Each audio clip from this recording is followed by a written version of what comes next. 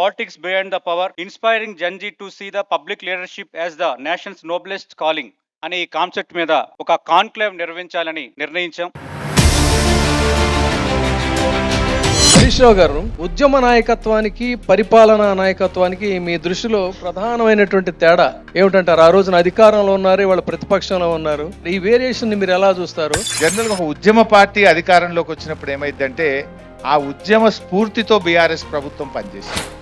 అంటే ఉద్యమంలో ఎన్నో త్యాగాలు, ఎన్నో పోరాటాలు, ఎన్నో సీరియస్ ఫైట్స్ జరుగుతూ ఉంటాయి కనుక ఆ ఎమోషన్ అనేటువంటిది వెంటనే ప్రభుత్వంలోకి రావడం వల్ల ఆ ఎమోషన్తో, ఆ ఉద్యమ స్ఫూర్తితో పరిపాలన కొనసాగింది. ప్రతిపక్షంలో డెఫినెట్గా ఒక అనుభవజ్ఞులైనటువంటి నాయకులు ప్రతిపక్షంలో ఉన్నప్పుడు, రాష్ట్రం మీద, పరిపాలన మీద అవగాహన ఉన్నప్పుడు ప్రతిపక్షం కూడా మంచి పాత్ర పోషించగలుగుతుంది. సుజనా చౌదరి గారు, మీరు పరిశ్రమల్లో ఉన్నారు, రాజకీయాల్లో ఉన్నారు. సో ఇటు రాజకీయ నాయకత్వం, అటు పారిశ్రామిక నాయకత్వం, ఈ రెండు ఎలా కలిసి పనిచేయాలంటారు? డెఫినెట్ గా government is permanent in nature. People will come and people will go.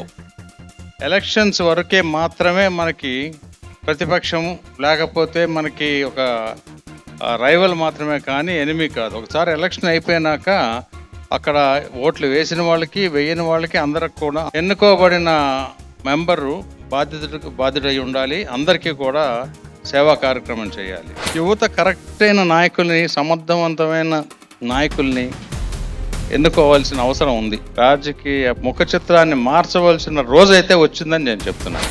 ఈరోజు my advice to the generation, మీరు ముందుకు రావాలా.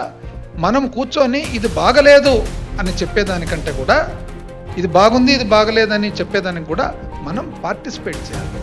You have to participate, you have to participate, you have to come forward quickly, you have to come in to the political circle.